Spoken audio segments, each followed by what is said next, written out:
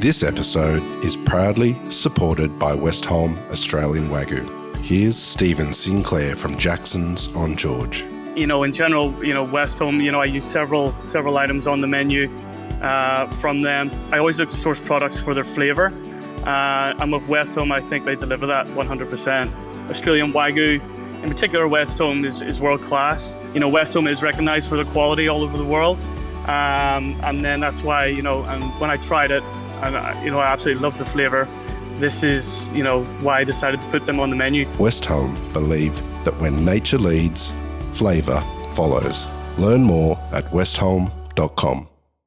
I can't say enough how important it is to have rapport with your staff. You can't tell people things if they don't respect you, and as a person, not alone as a professional. So you need to build that rapport. Then you need to know about them, and you need to not just pretend to care, but care. This is the Deep in the Weeds podcast. I'm Anthony Huckstep. How do you become a great leader? Leading a team or a venue is one thing, but how do you get the best out of your team, ensure repeat business, and turn a profit too? Scott Mills is the head chef of Sinclair's and the Log Cabin in New South Wales. Scott, how are you? I'm very good, Huck. Thank you very much for having me. It's great to get you on the show. You're doing great things out there in Western Sydney. How are things at the moment? Things are looking up. We're turning a pretty good. We're turning good covers at the moment. Looking forward to silly season coming up.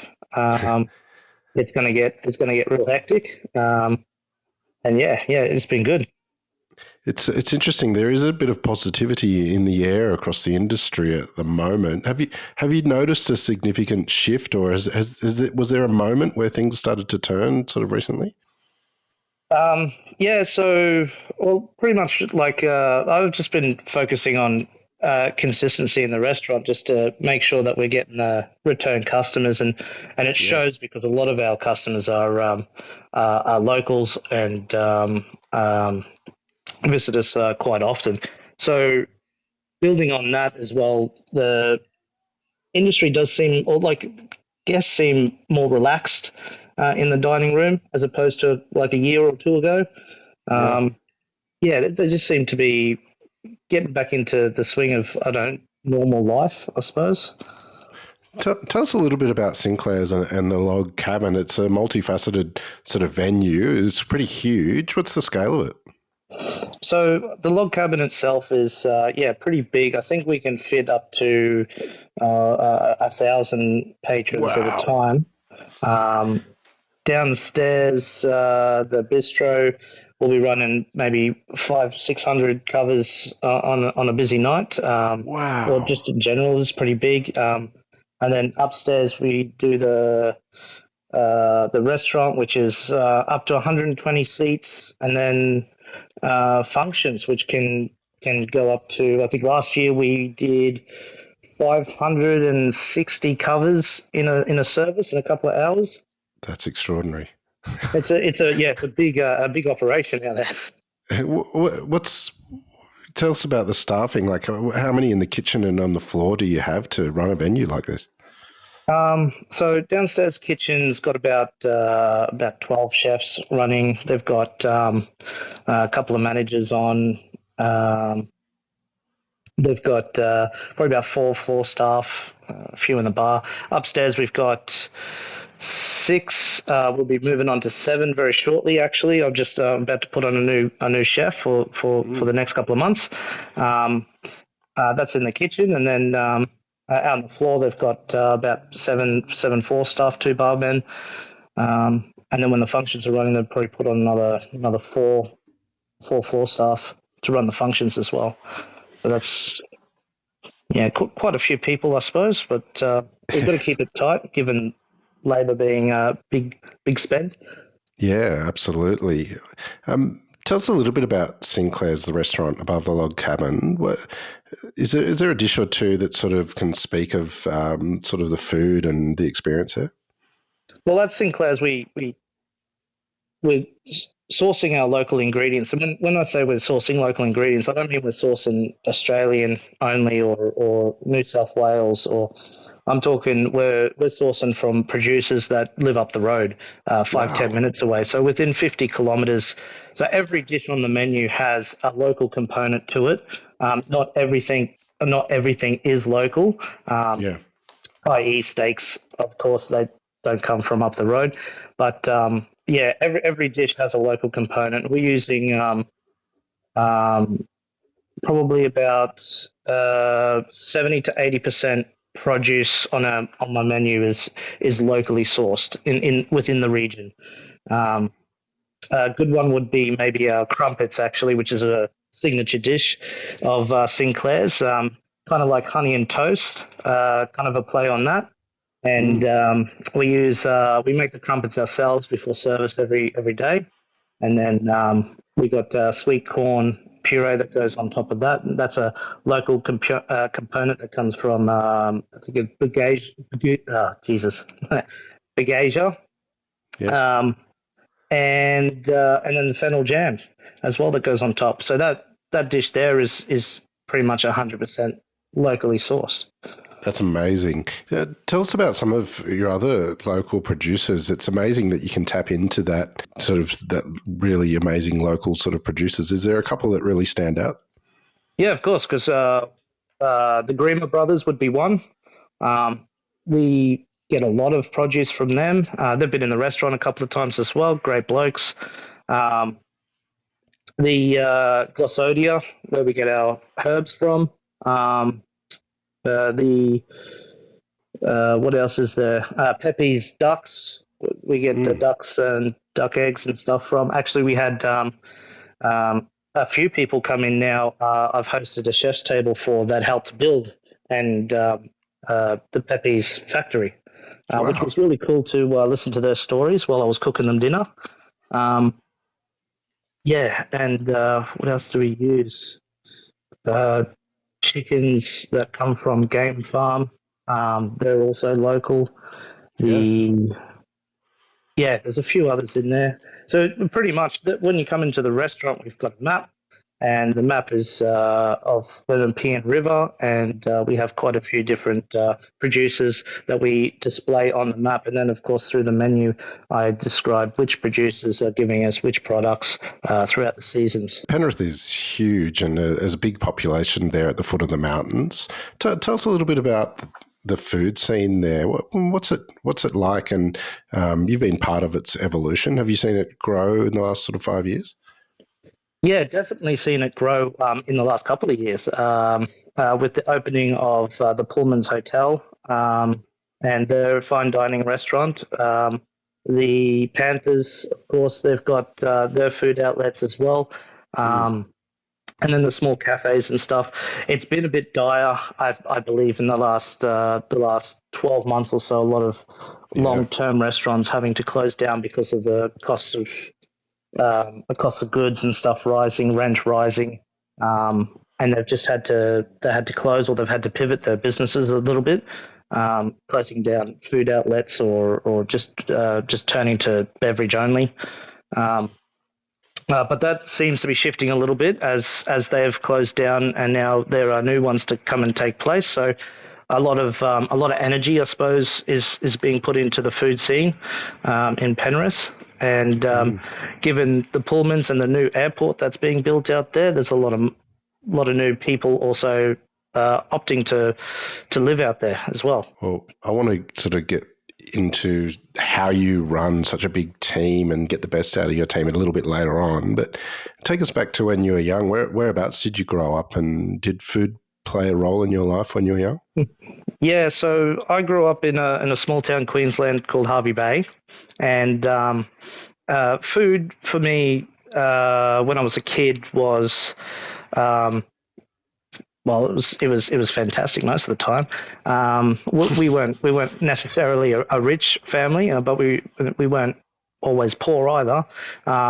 So food was important. Dinners were always, your proteins and a salad and a veg and stuff. My dad being a cook for most of his life, obviously seen the importance of well-rounded food, and I think a couple of things that I remember going back to my childhood would be crumb steaks that my mum would make. Wow.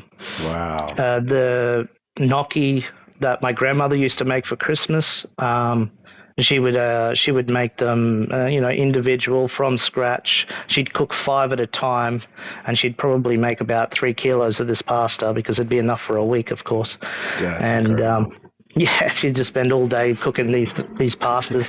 But yeah, it was really, really, really, really good. And I think back on those sorts of things, and I think that's something that I want to share going forward. Like I want to share that sense of, family feast and wellness. Tell us about your first steps in the industry. Did you feel like you were always destined to work in hospitality? With the way I fell into it, I reckon I was. I got a job through a mate as a kitchen hand. He wanted to step off dishes and move up to cold larder, and he needed someone to replace him. So I came in and did that. It wasn't too long before we found out that I was pretty efficient, and I started moving up there as well. It was the service that probably got me in the end. Yeah. The people also, but probably just the service. It just in a time where as a young teenager, you don't really have anything. You don't feel like you fit anywhere. And then when you go to work and you get a sense of purpose, especially in a service when you've got things you need to get done, and you need to do them because you need to make the customer happy. Back then, that's kind of how I looked at it: make the customer happy. That's what I fell in love with, I suppose. That's that sense of purpose, that need that I got given, that drive. Take us to your early years when you were cutting your teeth. Do you have any stories of sort of the influences and the venues that you worked at? Yeah, I've been lucky in my time, I reckon, that I haven't fell into any kitchens that have been sour. I've had great leaders most of my career. Pretty much everywhere I've worked, I can definitely tell you that I've taken away quite a lot.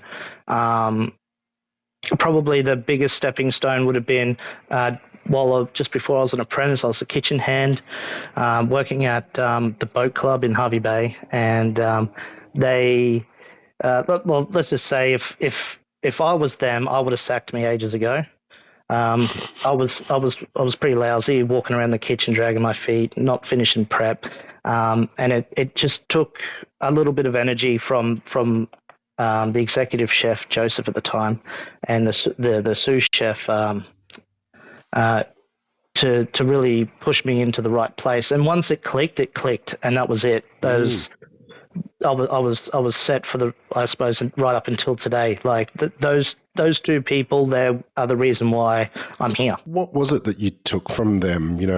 Being a great leader and getting the best out of your team. What was it from your time with them that you took away? So well, with them it was more a case of just the conversations, the one-on-ones, the training. Yeah.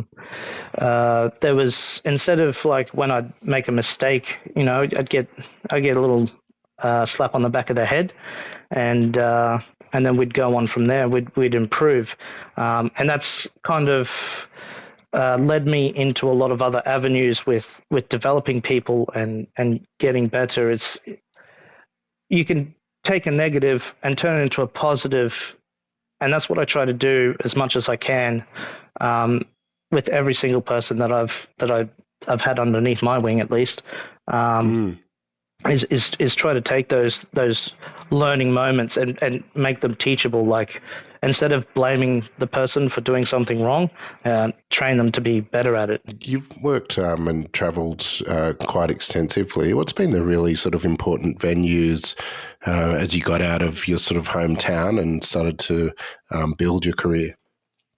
So Hayman Island was great to work at, up in the Whitsundays. That really, being in a small town in Hervey Bay, you don't get a lot of what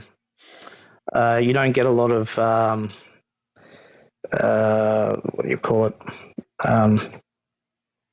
Shit, can't think of the word. That's okay. I've blocked out. Sorry. That's okay. That's okay. I just asked you about sort of traveling, and you mentioned Hayman Island, and it was great working there. But you don't get a lot of, is it social time or? No. It's the people in Hervey Bay. You wouldn't get a lot of visa chefs. That's what I'm trying to say. I'm trying to think of a better way of saying that. There's a lot of chefs from all over the world, I guess. Yes. Yeah, working in Hayman Island, there's a lot of chefs from all over the world, and then opening my eyes to a lot of different things, and a lot of personalities, and a lot of ways of thinking, and not just what I'd witnessed in my hometown, which is the food scene there's old, to say the best.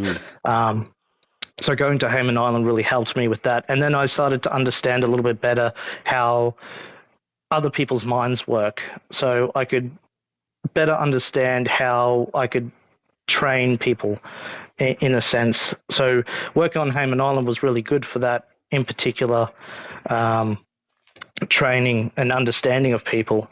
But then I guess the botanist was where I'd cut my teeth, doing that sort of thing, really digging in and because it's a small kitchen and we just get pounded all the time.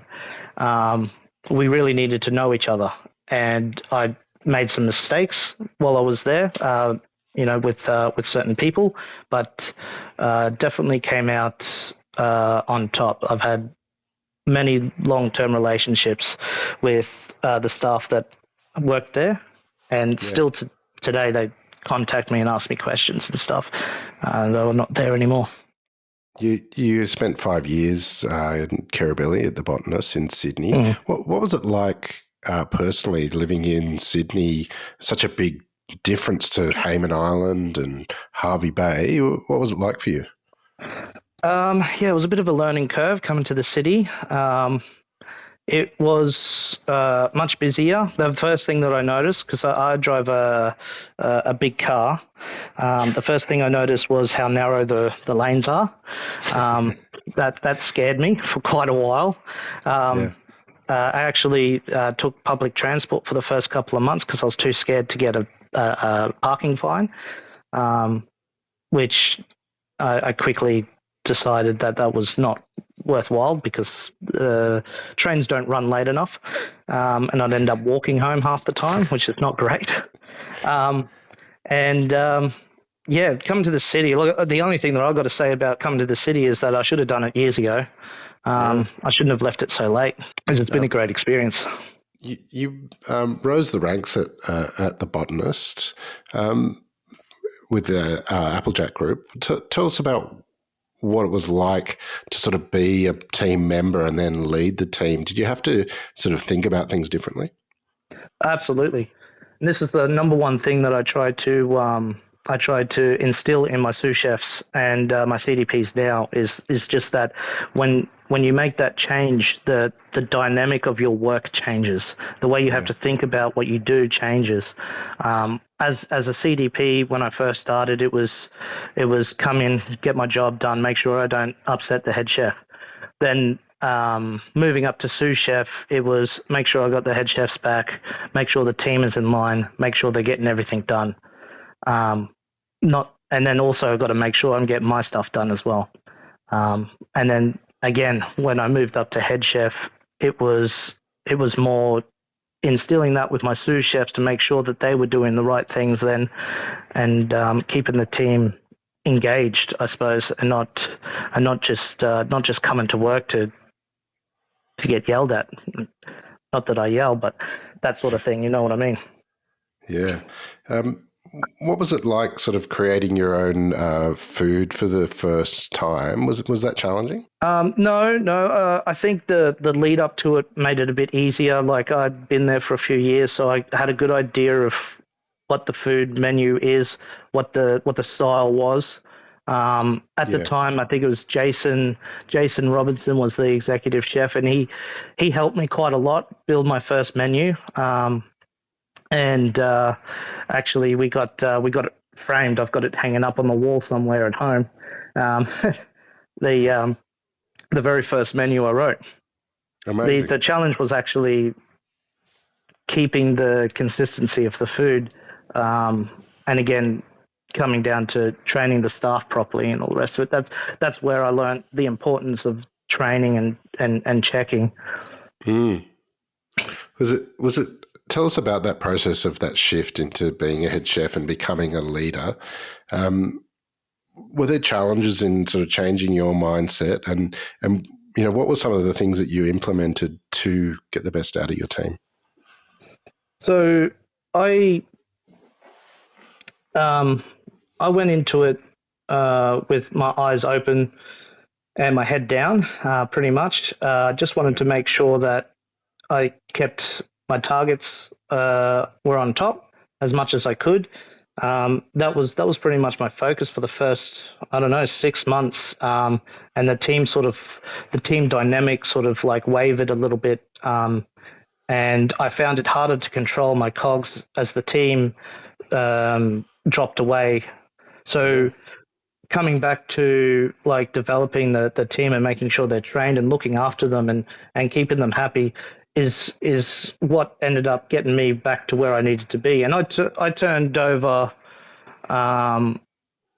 we used to do on average, I think 100, 150, and then we were doing 210, 220. We were matching bigger restaurants in the group with covers before I left. And we were doing it on an easier basis. I think when Patrick Frisson, he started with us, he actually came in and showed me how to cook food and not overcomplicate it. So we ended up just cutting stuff from the menu, which made it so much easier for us to push out the food. And that really opened my eyes up to, planning the menus for the venue, for the section, for the chef even. What is that person capable of? What is that section capable of? What can I get out of them? And these are things that I think about now when I'm developing my menu. I'm not going to put something on and set somebody up for failure. Yeah. Yeah. How did the gig at Sinclair's come about? So actually, when I left Applejack, the HR manager used to work for Laundy, and he gave me a phone number. Can't remember if it was Selena's or Jamie's. And I called them up and I said, I'm looking for work. And I think Jamie at the time was overseas. So they set me up with a temporary gig at Woolly Bay Hotel. I was just going in there and just helping out for a little bit until Jamie came back. And that's pretty much it. It was just a phone call, and we hit it off straight away. It's such a big venue compared to what you were used to. What was it like at first? It was great. So the restaurant itself was pretty very quiet, very quiet. And downstairs is pumping all the time. It's very consistent. But upstairs was very quiet. Functions were very quiet when I first started as well. So it was very clear to me that we needed to build this business pretty much from the ground up, even though I joined it probably about 5 or 6 months after it opened.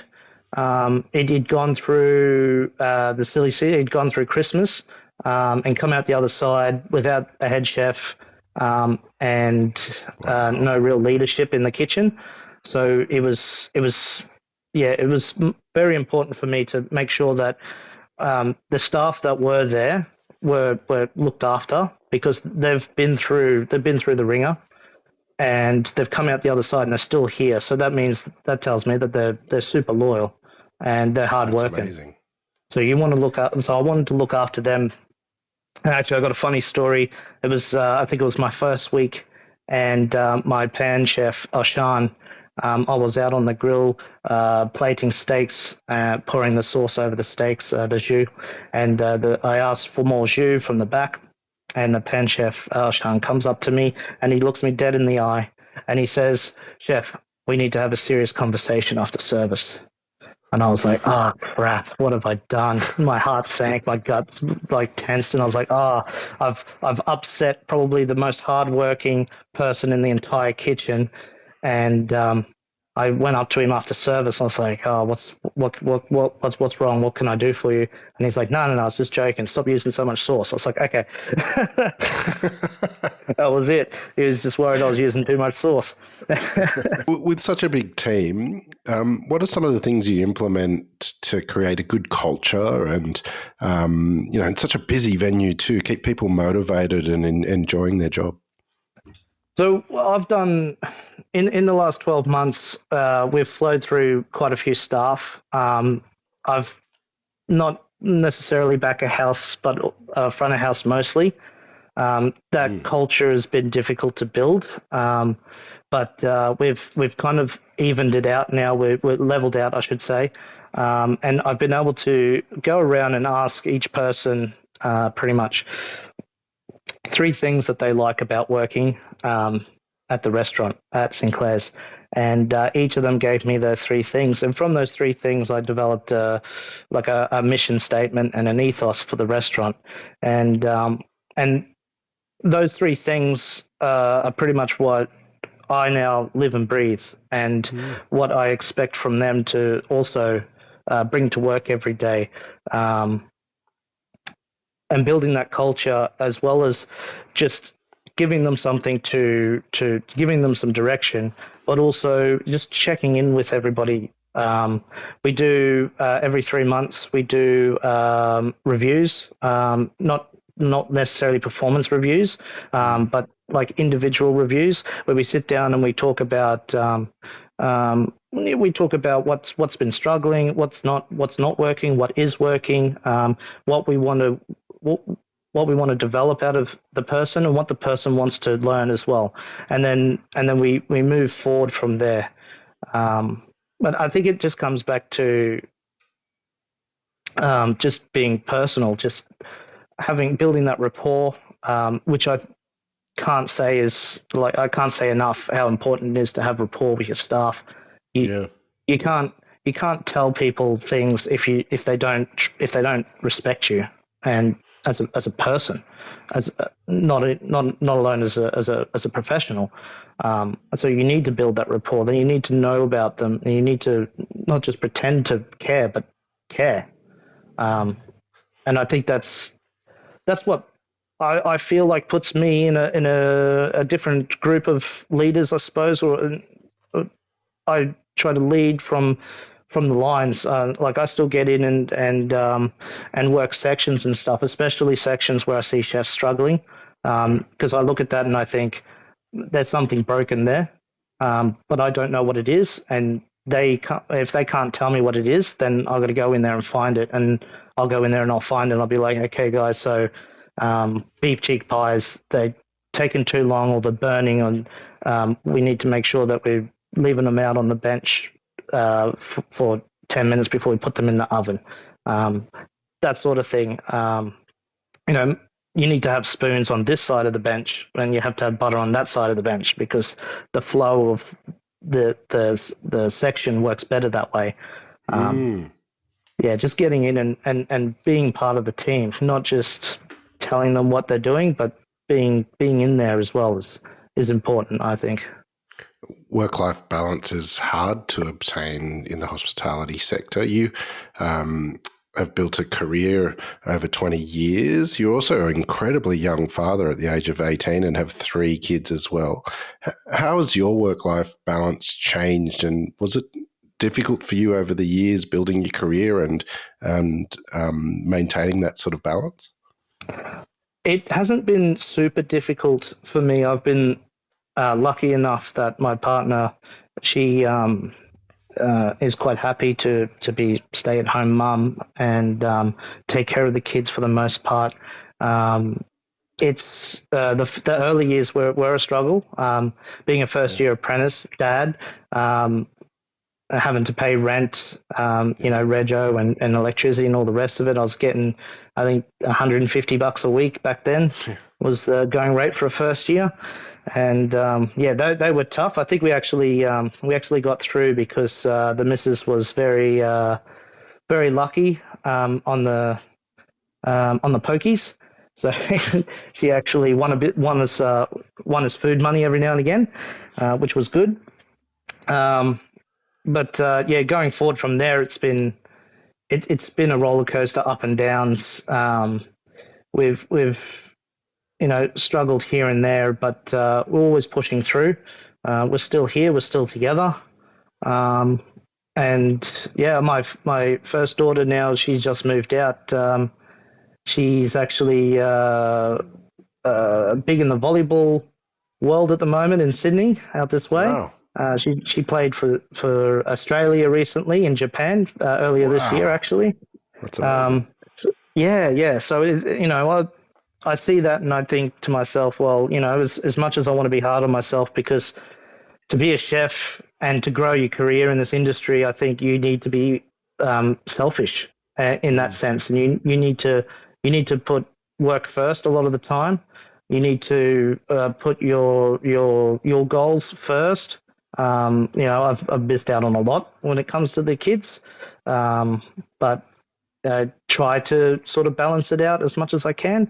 Yeah. I don't shy away from the fact that when it comes to my career, I'm selfish in the sense that if there's a work thing that needs to be done, then I'm the first one to put my hand up, and I try to lean on my team as much as I can when it comes to that sort of thing. But I just feel guilty making other people do stuff that I should be doing. Well, you're doing amazing things there and really created a destination at Sinclair's that's thriving. What do you love about what you do? That's a good question. Look, I love food and I love cooking. And I'm starting to learn how much I actually do enjoy just interaction with guests as well. I'm not necessarily an introvert, but I don't talk very much. I don't go out very much unless I'm in the kitchen with my team. I'm a very different person outside of that little space. And working at Sinclair's, given the fact that we are building, locals, a local favorite, or a favorite for locals, I should say.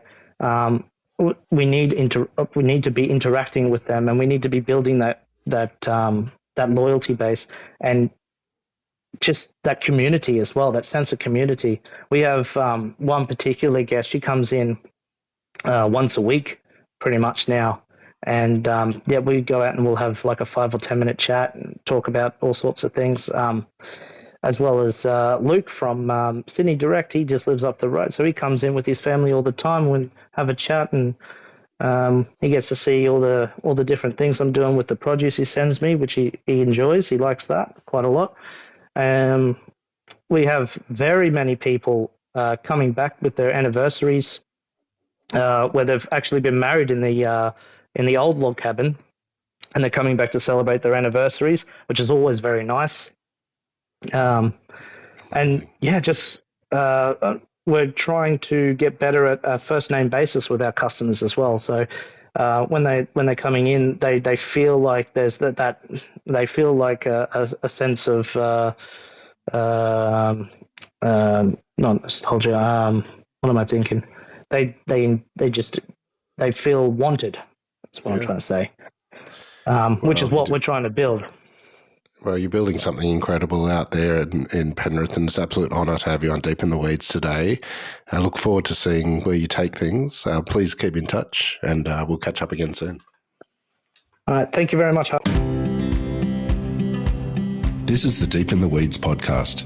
I'm Anthony Huckstep, Stay tuned as we take a deep dive into the lives of the incredible people who ply their trade in the food and hospitality sector. Special thanks to executive producer Rob Locke for making this all happen.